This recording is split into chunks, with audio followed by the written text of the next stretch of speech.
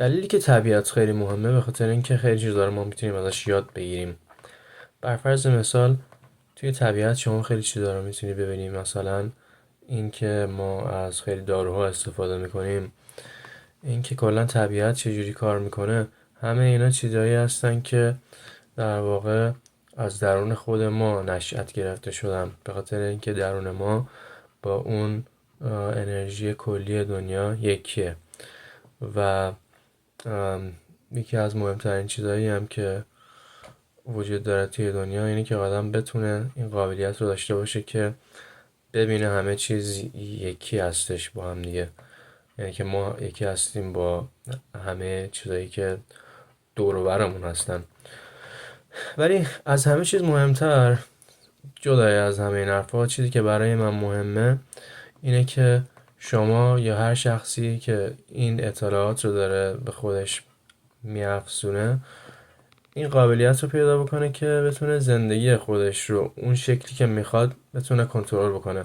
و تمام این حرفا بدون پیدا کردن قابلیتی که آدم بتونه زندگی خودش رو کنترل بکنه کاملا مزخرف و چیز چرتی بیش نخواهد بود. پس حتما و قطعا مهمه که آدم این قابلیت رو پیدا بکنه که بتونه زندگی خودش رو کنترل بکنه، وگرنه ما داریم اینجا وقتمون طرف میدیم. حالا میخوام اینو بگم که شما دقت بکنید، مثلا در مورد مثلا آب یه لحظه فکر کنید. آب یه خاصیت جالبی داره. حالا من اینجوری دارم مثال میزنم. در مورد طبیعت شروع کردیم حرف زدن، گفتم با آب این مثال رو بزنم. همونطوری که آب و گاز، یعنی مثلا آب بخار شده و حتی یخ، ولی حالا ما این دوتا رو در نظر میگیریم یکیان و شما میتونی یکی از اینا رو به اون یکی تبدیل بکنی و برعکس، و وارون اون در واقع.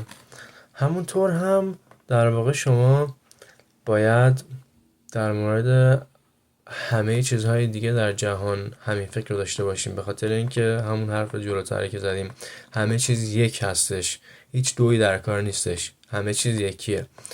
پس ما اینجا الان در مورد یه قانونی که وجود داره در جهان میخوایم صحبت بکنیم که اسمش هست قانون وارون پذیری.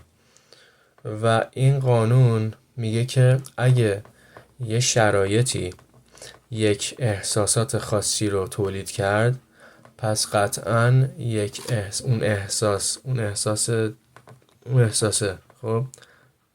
دقیق اون شرایط رو هم خواهد تولید کرد.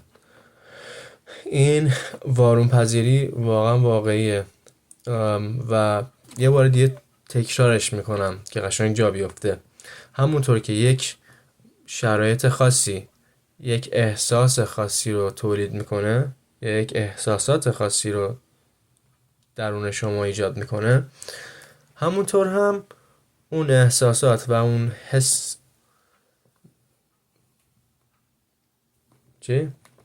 اون شرایط رو تولید میکنه.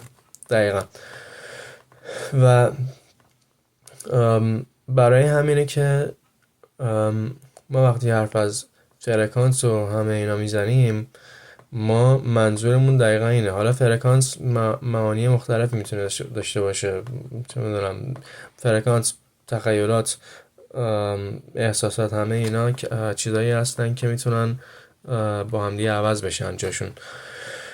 ولی چیزی که شما واقعا از همه چیز مهمتره براتون که به یاد داشته باشین اون احساسیه، و اون احساسات رو همیشه با خودتون حمل بکنید و یادشون بگیرین و هی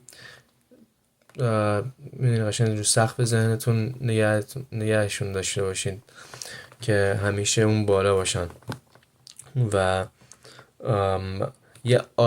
به یه عادت تبدیل بشن. این خیلی مهمه و همین رو بتونین شما نگه دارین به مرور زمان، همینجوری نشونه ها یا حالا چیزای دیگه، و در نهایت خود اون چیزی که شما میخواین میاد سمتتون.